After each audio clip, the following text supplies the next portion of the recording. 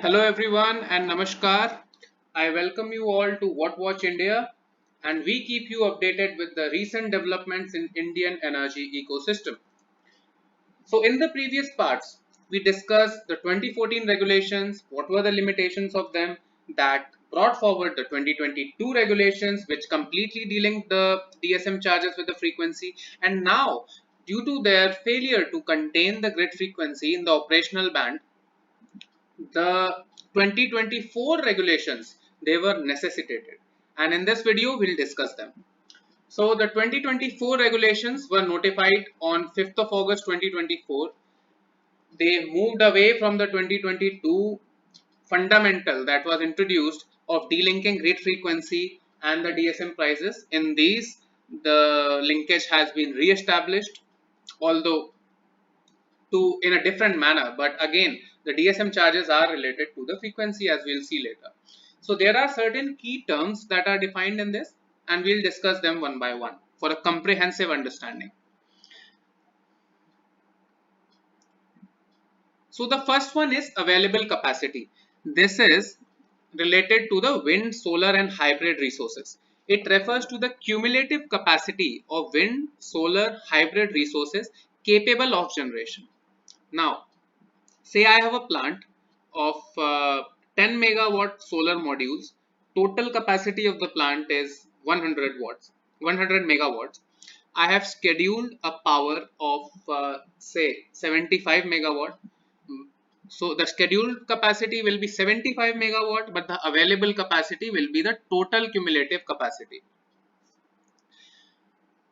Now, there is a definition of general seller. General seller is a generating station based on resources other than wind, solar or hybrid of wind solar. Deviation. Deviation is the difference between actual injection or drawal and the scheduled injection or drawal. This definition is central to the accounting in this deviation settlement mechanism. Now we have RE rich state. The states which is having combined install capacity solar plus wind more than 1 gigawatt 1000 megawatt but lesser than 5 gigawatts. Similarly, a super RE rich state would be called as a combined install capacity more than 5000 megawatt or 5 gigawatts. Now, computation of deviation. These are excerpts that I have directly taken from the regulation. So for general seller, the deviation DGS in megawatt hour is the actual injection minus the scheduled generation.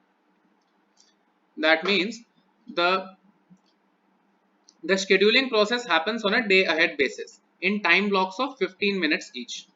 So the generating station will schedule its power that okay, 100 megawatt I'm going to generate in this 15-minute time block, then 100 megawatt in the next time block, and then 90 megawatts probably in the next time block.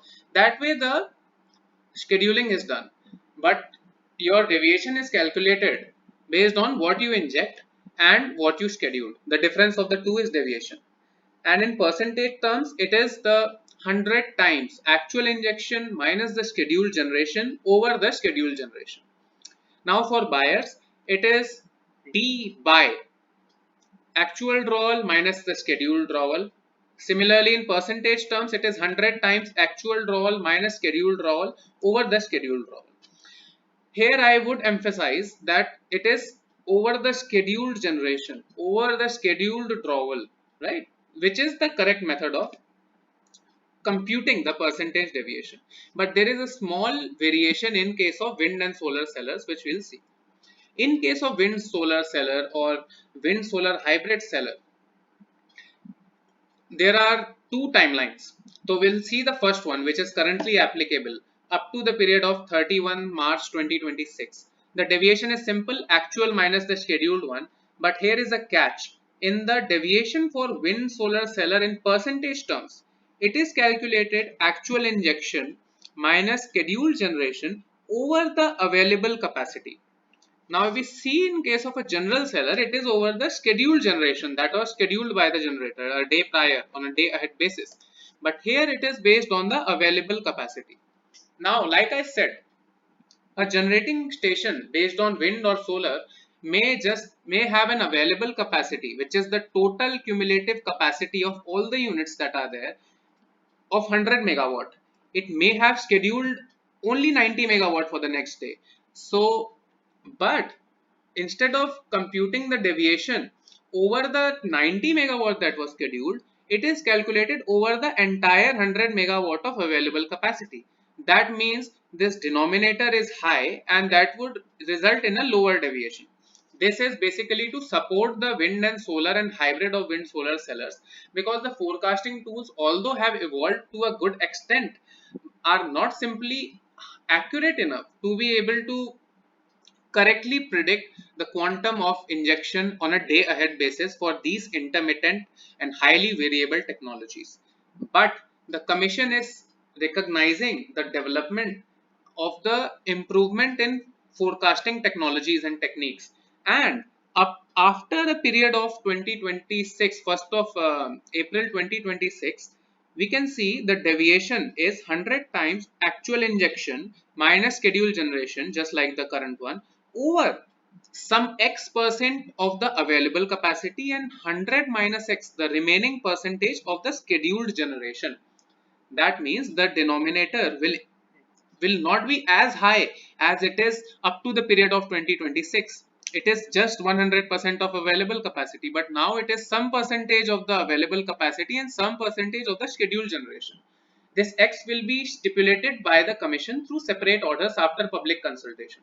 Now that means that the deviation band for these sellers also is being gradually reduced, and they are being aligned with the conventional technologies based on the development of and improvement in these technology forecasting.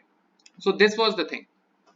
Now there are two charges that are defined in these regulations. First is the reference rate of charge, RR.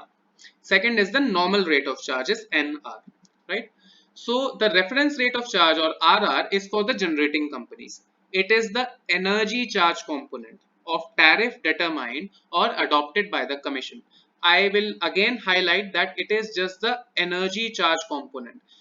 As we saw earlier, the tariff has two components. First is the availability based component. Second is the energy charge component. Energy charge is the component that basically takes care of the fuel incurred and other expenses incurred by the generator in actually generating the electricity. So this one should be kept in mind, that it is the energy charge component.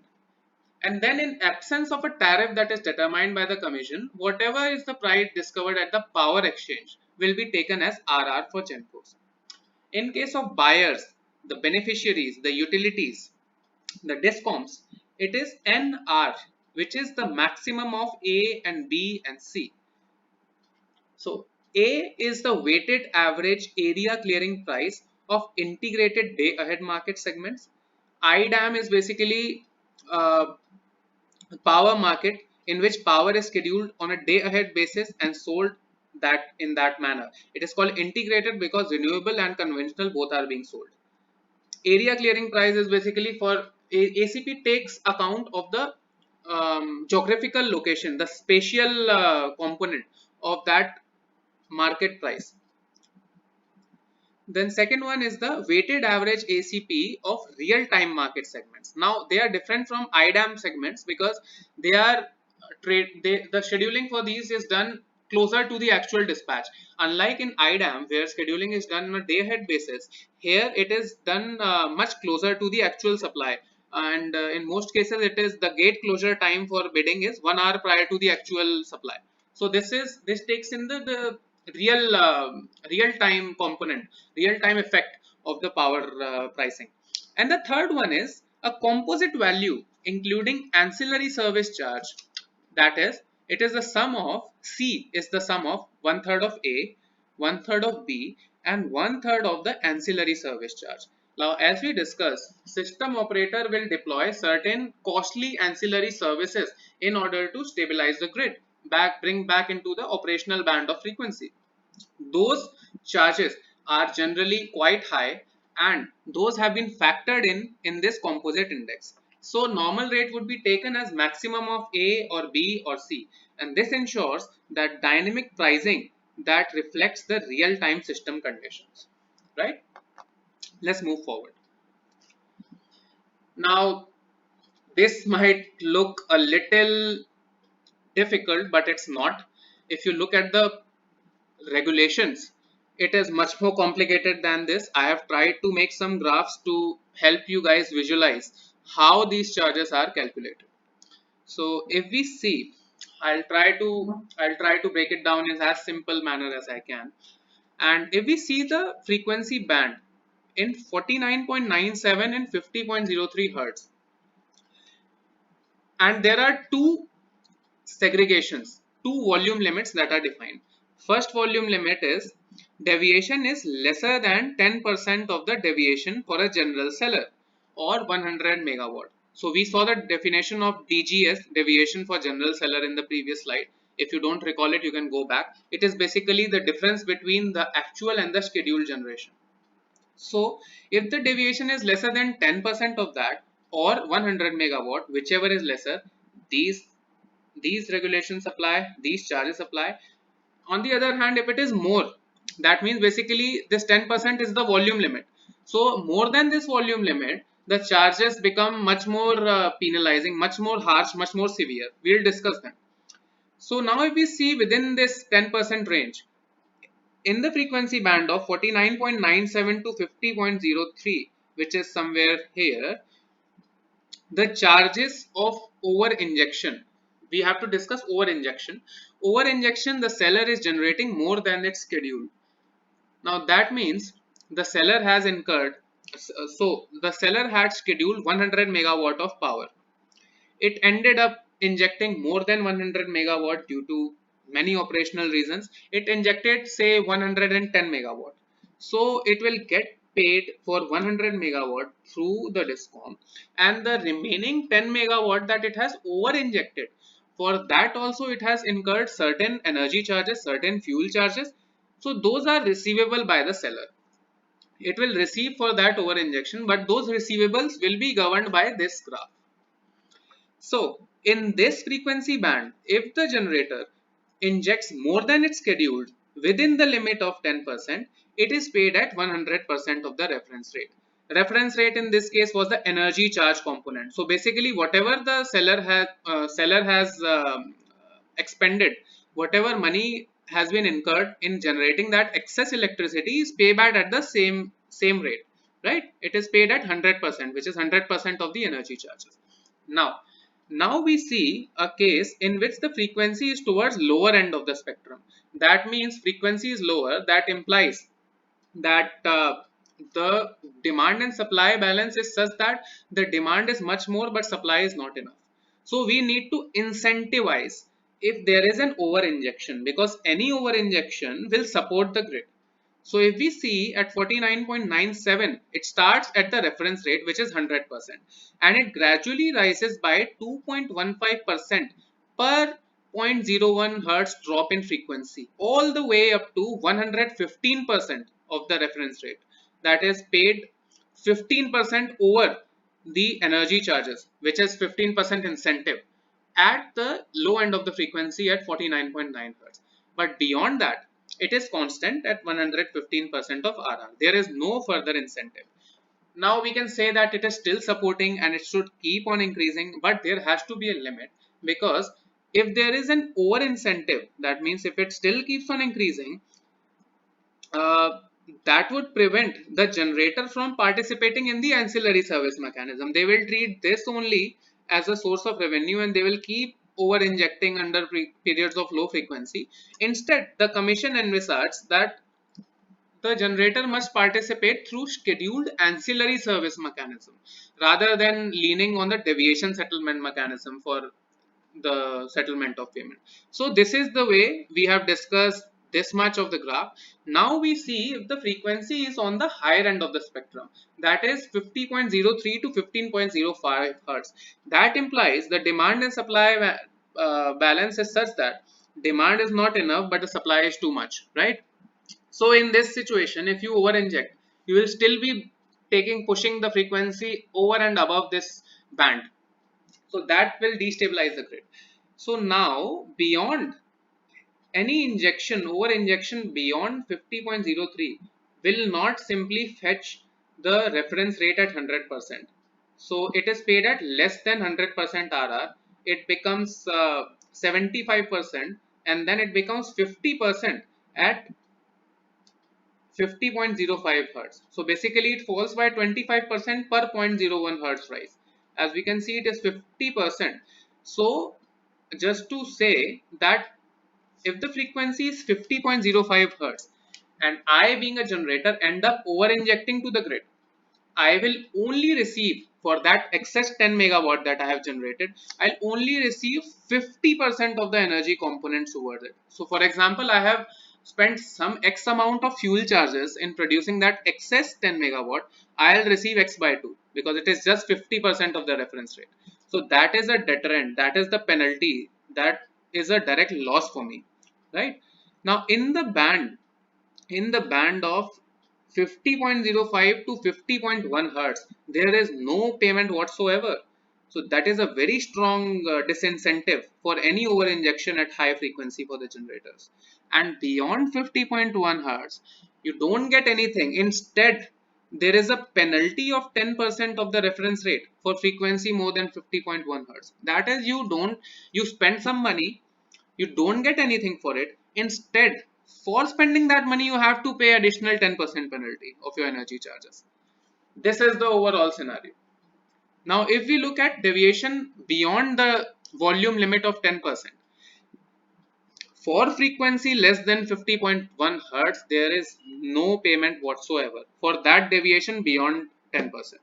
And for frequency higher than 50.1 hertz, there is a penalty of 10%. So this, to my this appears to be very strong disincentive. And then at the same time, we'll have system operator deploying the ancillary services. And then these strong disincentives preventing the generators from deviating from their schedule. Understood? Now let's move towards the under injection case. Now, in case of by the way, these are valid for a general seller, which is a non-RoR, which is run of the river plant, and non-MSW, non-municipal solid waste. So, general seller will not cover RoR, will not cover MSW, will not cover wind, will not cover solar, and will not cover hybrid of wind and solar. Anything other than that, it is a general seller. It can be nuclear, it can be thermal, it can be any other kind of plant. It can be hydel, right? So, in case of under injection, the seller has generated less than its schedule. Say I scheduled for tomorrow, I'll be supplying in a certain time block 100 megawatts, but I only end up supplying the 90 megawatt. So in this case, I have to pay certain charges. How are these charges calculated? These are as a penalty basically, right? So in the frequency band of 49.97 to 50.03 hertz, the penalty for any under injection is at 100% of RR. Now below this, anyway the frequency is lower, 49.9 to 49.97. The frequency is towards lower end of the spectrum, and you need more injection because the demand and supply balance is such that the demand is much more than supply. That is causing the frequency to go towards the lower end of the spectrum, and you are under injecting. That means you need to be given some sort of higher penalty. So that is the way it is done. As we move away from 49.97, the slope is 7.15% rise per 0.01 hertz drop, all the way up to 150%. So if I inject lesser than my schedule, I could also end up paying 150% of the energy charge that I basically saved by under injecting, but now I have to pay much more. I have to pay 50% over, right? And then after that it becomes constant, just in the way we discussed in the previous slides, to encourage the utilities and generators to participate in the ancillary service mechanism. And at higher frequencies, if you are under injecting, that is still not as bad, because anyway the demand is lesser than the supply, but still there is some penalty because you have basically saved on your energy charges. So what happens as we move away from 50.03 hertz? As we move away, it falls by a slope of 7.5% per 0.01 hertz rise in frequency. So if you under inject at 50.05 hertz, it's not as detrimental to the grid frequency. So you only end up paying 85% of the RR, as we have discussed here, right? And beyond that, it becomes constant.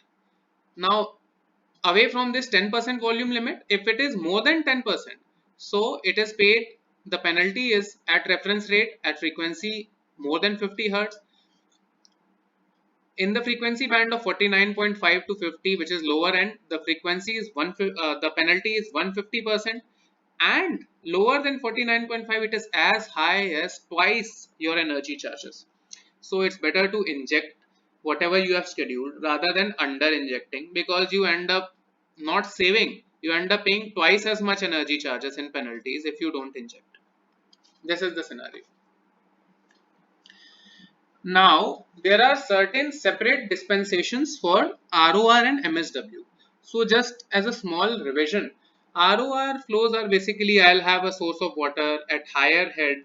That higher head I take advantage, I put a kinetic turbine along the flow of the water, it will rotate and produce electricity. So now this RoR is dependent on the upstream flow of water, which is variable based on weather, which is variable based on many other parameters. Similarly, the municipal solid waste, which by the way is a very great cause for consuming the waste, the ginormous amount of waste we generate on a daily basis. MSW is sort of somehow putting a limit to that by consuming it in generating productive power. So MSW, the generation is unpredictable because the combination of waste is very heterogeneous, and the calorific value will directly depend on the moisture content that there is, which is unpredictable because you cannot predict the amount of waste, the kind of waste that you are going to get the next day. So for these two, the deviation charges are not dependent on frequency, they are independent of frequency. So how it is done in case of an RoR station? For a deviation volume within the 15% range or 150 megawatt, whichever is lower, over injection, which is receivable by seller, is paid at 100%. But beyond 15%, there is no payment. Now for under injection, in which the seller has to pay back the within 15%, the penalty is 100% of the energy charges RR. Beyond 15 but less than 20%, the penalty is 105%, and beyond 20%, the penalty is 110% RR. So as I said, RoR plants have fixed water flows. The grid should accept the variability, and hence the deviation rules are also lenient. You can see that it is just capped at 110%, whereas in earlier cases for general seller we saw them rising as high as 200% and 150%. Now for the MSW municipal solid waste based generating station, within the now contract rate is basically the tariff at which they have contract with buyer of the power. So it is just the tariff of their electricity. So within the 20% limit, it is paid at contract rate over injection basically, which is payable to the seller, payable to the generator. But beyond 20%, there is no payment. This is to basically prevent any gaming of the system, because if you keep getting paid at contract rate, you will intentionally deviate from your schedule and produce as much power and just get paid at the contract rate. So beyond 20%, this is a necessary check to not provide any payment. Whereas for under injection, in which there is a penalty for the generating station, within 20% under injection, there is a penalty at contract rate, and it increases marginally. It increases to 110% beyond 20%. So these waste plants, as I said, have uncontrollable fuel supply characteristics, and they have been given supportive treatment. Right? Now let's move forward. Now in the case of a wind and solar seller, this is important. Now, in case of a wind and solar seller, the nature of generation is inherently variable, and forecasting is inherently difficult due to that. So they have also been their dispensation has also been given relaxation in the terms of no linkage to grid frequency, right? And these volume limit for WS, VL volume limit for wind solar have been defined separately for 2024 to 2026 and post 2026. Those limits are separate. If you look at the limit from a broader point of view, until 2026 it is 10%, 15%, but beyond, since the commission envisages that technology is improving and after these regulations, the time period up till this 2026 of March is sufficient for the wind solar generators to tailor their systems and incorporate novel technology to be able to forecast much more accurately as than they are able to do currently, right? So the deviation charges, these are the volume limits, right? If we see here, so within the volume limit for wind solar sellers, volume limit 1, what is volume limit 1 for solar and hybrid? It is 10%, right? And volume limit 2, it is 15%. You will need to refer to this chart as I am explaining this one. And beyond the 2026, the volume limit 1 is 5% and volume limit 2 is 10%. For wind, the forecasting is a little more challenging than solar. So certain relaxation comparison to the solar and hybrid is there. So for them, the volume limit VLWS1 is 15% and 20% is the VLWS2, and after this it is 10 and 15%, right? So within the volume limit 1, whatever is the over injection is receivable at 100% of the contract rate, and beyond, basically between VLSW1 and 2, it is at 90%, but beyond the volume limit 2, which is basically 15% of the difference, it is 0.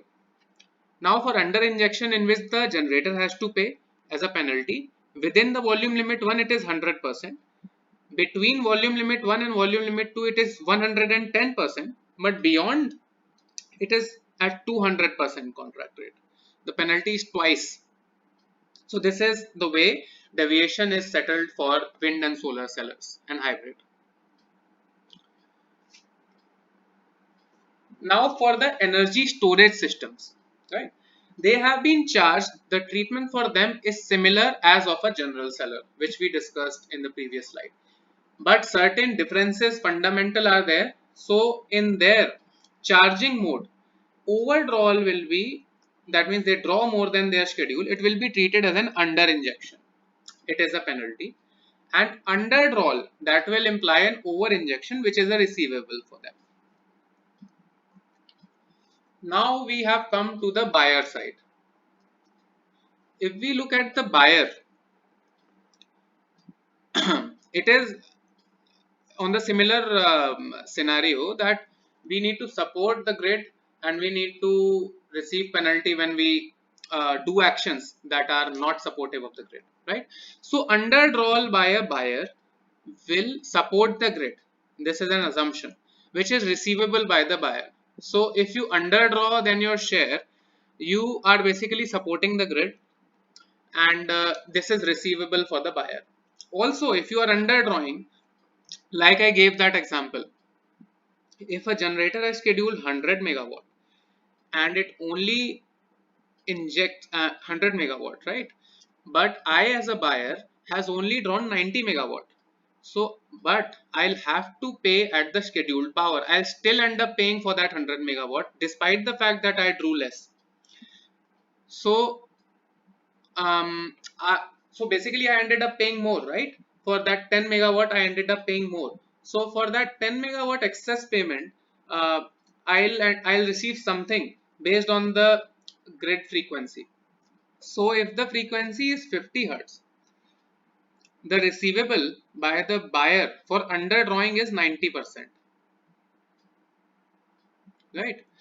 As we move towards higher frequency, at higher frequency, if you are underdrawing, anyway there is surplus available in the grid and you are still underdrawing, that is destabilizing the grid. So your receivable for underdrawing decreases at a slope of 8% per 0.01 hertz rise and becomes just 50% of the NR at 50.05 hertz, right? So this is an incentive for underdrawal. The incentive reduces as underdrawl incentive for underdrawl reduces as the frequency rises. Now if we see at the lower end of the spectrum, if you are drawing less in a situation where frequency is in this band, that is lower end of the spectrum, you are basically supporting the grid and you will get paid more. So it starts at 90% and it increases at 1% per 0.01 hertz fall, and it becomes 100% at 49.9 hertz. But below that it is constant. And at more than 50.05 hertz, you don't get paid anything, and instead you end up paying some penalty. Now this is within the volume limit 1. Within the volume limit 2 um, uh, and beyond volume limit 1, these are the charges, which is 80% when frequency is less than 50 hertz, 50% when frequency is high, and 0 when frequency is higher. And when frequency is very high, there is a penalty for not drawing sufficient. Then volume limit 3, there is no receivable beyond volume limit 2 when frequency is lesser than 50.1 hertz. Provided for very high frequency, the buyer even has to pay more. This is the structure. Now overdrawal. If the buyer has scheduled 100 megawatt drawing from the grid, it ends up drawing excess, say 110 megawatt. So for that excess 10 megawatt, the penalty will be paid. It will be paid by the buyer and it will be settled as we have discussed in this graph. So at 50 hertz, the buyer pays at 100% of the normal rate. Basically pays at the same rate at which it will receive power from the market. As we discussed, normal rates was maximum of A and B and C. So at 50 hertz, it is 100%. At higher frequency conditions, you are overdrawing. That means you are somehow supporting the grid indirectly. So at higher frequencies, the penalty reduces because you are supporting the grid, right? And at lower frequencies, at beyond below 50 hertz, it increases by 5% per 0.01 hertz fall all the way up to 150%. So you end up paying 150% charges if you are overdrawing at lower frequency. And below 49.9 hertz, it becomes constant. If we look at the other side, it starts at 100%, it increases by 5% per 0.01 hertz rise, all the way up to 70 decreases, sorry, it decreases by 5% per 0.01 hertz rise, all the way up to 75%. And then between 50.05 and 50.1 hertz, it is flat at 50%. And then whatever you draw higher at extra high frequency, at very high frequency, you don't pay anything. That means a DISCOM can draw excess power at very high frequency scenarios within this volume limit and not pay anything. Now beyond volume limit 1 and less than volume limit 2, at frequency less than 50 hertz, it is 150%. At high frequency, it is just at normal rate. At even higher frequency, it is 75%, and at very high frequencies, it is 0, just the way it is in the VL1. Now beyond volume limit 2, it is at 200% when frequency is less than 50 hertz. It is at normal rate of charges when it is between 50 and 50.1, and it is 50% when it is higher than 50.1 hertz at very high frequency. Now here we can see it was 0 earlier, but now it is made 50%. This is to prevent gaming of the system, that DISCOMs can basically draw free power at higher grid frequencies just in the name of stabilizing it. So no, they can only draw free power up to this limit, volume limit 2, and beyond volume limit 2 they have to pay still 50% of the charges, which anyway is an incentive because they are not paying 100% of the charges. Now there is something called as infirm power. Now after construction and prior to the commercial operation date, the power plant will synchronize with the grid, and there are numerous experiments, numerous testings that are required to be done, and those testings end up injecting some power into the grid, right? but that power is very difficult to schedule because your test will happen, how your systems will react, how your overall system put together will react, how much power it will project, how much power it will generate is not exactly predictable. So you end up doing some random generations into the grid, which is not easily schedulable, right? This is the infirm power. Infirm power basically injected into the grid prior to COD. It is required to test the reliability of your system, test the robustness of your systems and processes. It's to fine tune the control loops and all of that. And infirm power, as we can understand, is akin to over injection in the grid. An injection of infirm power without having a corresponding buyer will cause the grid instability. Now, I have quoted the view of CERC in relation to infirm power. It says sufficient avenues are available for the generators to sell their infirm power in the market. So it is saying rather than putting it and trying to receive compensation from this deviation settlement mechanism, they can just sell it off to the market. And hence, generators should explore those options rather than using grid as a market for injection of this infirm power and obtaining compensation. So, under that understanding, the charges for injection of infirm power shall be zero. That means you are incurring some fuel, you are burning your fuel, you are testing your systems. As a result, you are putting in some power into the grid. In some cases, it may be destabilizing the grid. In some cases, it may even be stabilizing the grid.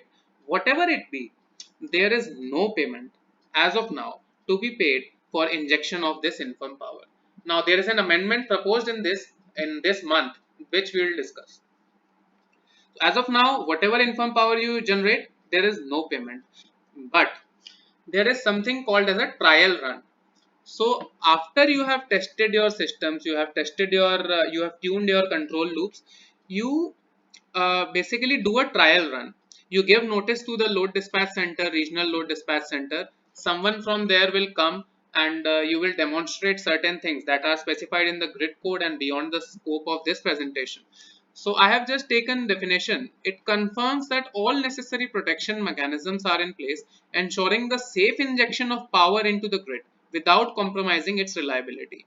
And this trial run has to be certified by RLDC. So once your trial run is certified, that implies that your plant is good to go, right? You can declare it commercial afterwards. But there can be some time period between the power injected after the trial run and prior to the commercial operation. So the grid code allows for scheduling of this infirm power after the trial run. After trial run, you can schedule your infirm power, but before trial run, since it is so intermittent in nature, you cannot schedule it. So the revenue generated from the scheduled transaction of infirm power, which is basically after trial run, can be used to mitigate the burden of the beneficiaries of the generating station. Now, in testing your systems and injecting in the infirm power, you will incur some fuel charges. Now, those fuel charges will be capitalized and be added to the capital cost of your project.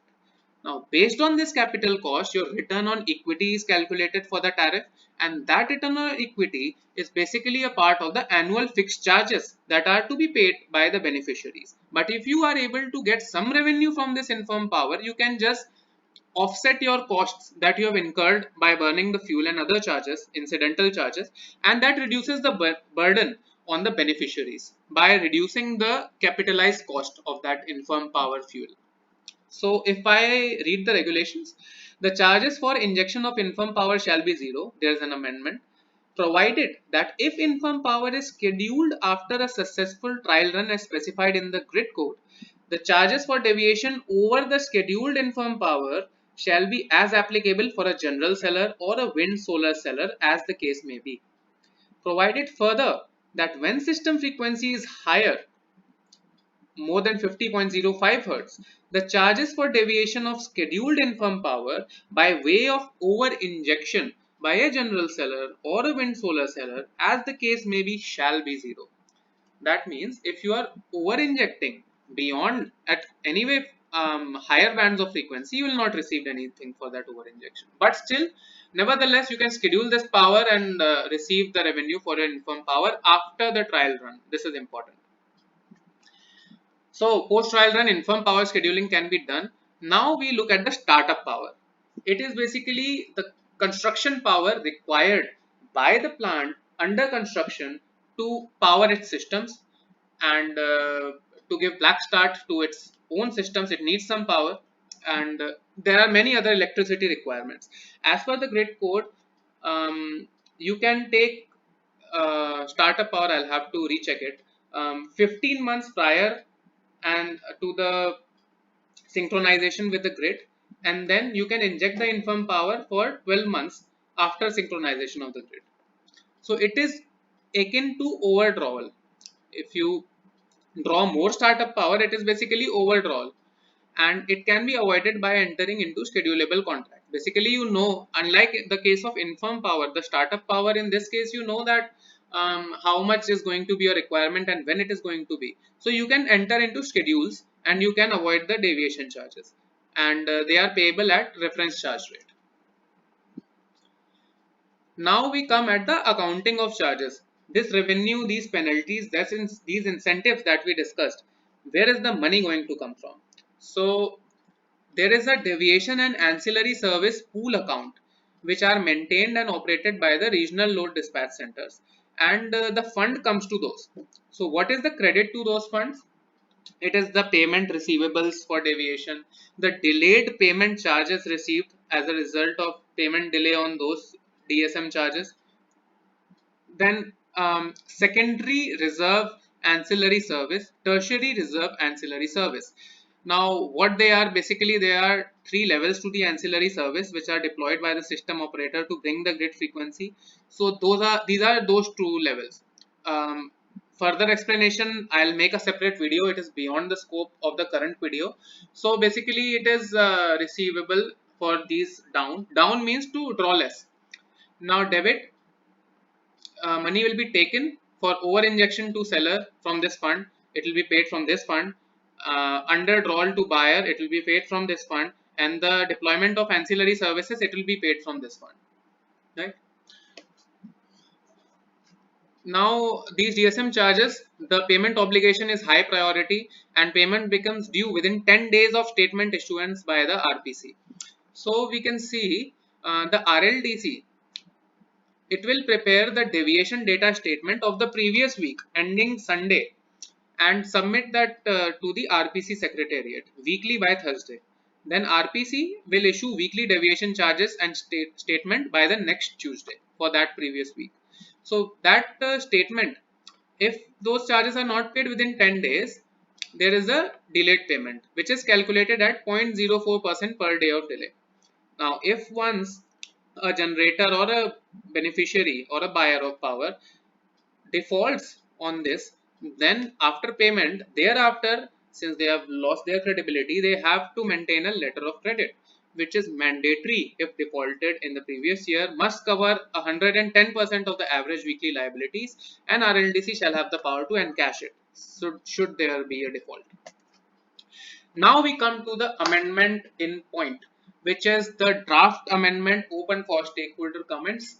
And currently the charges receivable for unscheduled Infirm power are zero, as we discussed.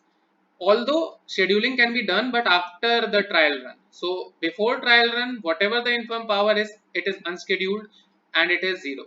So various representations citing challenges in recovering fuel costs incurred up to the trial run, and in turn creating financial strains, various representations were set by the generating stations. Entire fuel cost would be capitalized during commissioning activities. This increases the annual fuel charge burden on the beneficiaries. This we have discussed. Ministry of Power also requested the CERC to review this. So now this golden bullet, this is the amendment that is proposed. All other three things remain same. I'll read out the second one. You can pause and read the whole thing if you want to. In case of thermal generating stations, the Infirm power injected into the grid from the date of first synchronization of the unit up to the successful completion of trial run. So After trial run, it can anyway be scheduled and payment received by the generator. But between synchronization and trial run, whatever the unscheduled infirm power is there, it shall be paid at normal rate of charges, which is the energy charges for deviation for each time block, subject to a ceiling of rupees 2.86. Now, where this 2.86 comes from? This comes from the mean value of energy charge for thermal generating stations for 2023-24. This comes from the annual report of CERC, and they have calculated the mean value. So this is the capping of receivables for that unscheduled infirm power that is receivable. This is good. This is something that should be supported, because even if the power is in scheduled, the generator is testing its systems and is injecting power and in turn incurring some fuel costs. Now, those fuel costs are, if not paid for through this mechanism, which is appreciable by the way, in draft mode, if they are not paid for as in the existing practice, they get capitalized and they indirectly increase the burden on the beneficiaries. So rather than putting the burden on the beneficiary, it is good to settle it through some mechanism, which is this one in this case. So this is 2.86 rupees per kilowatt hour. Now, since it is written in case of thermal generating stations, I have taken out the definition from the CERC tariff regulations, that it means a generating station or a unit thereof that generates electricity using fossil fuels such as coal, lignite, gas, liquid fuel, or a combination of these as a primary source of energy, or co-firing of biomass with coal. So hydel, nuclear, those are not explicitly listed here. It is listed thermal generating station, those that are using fossil fuels to generate power.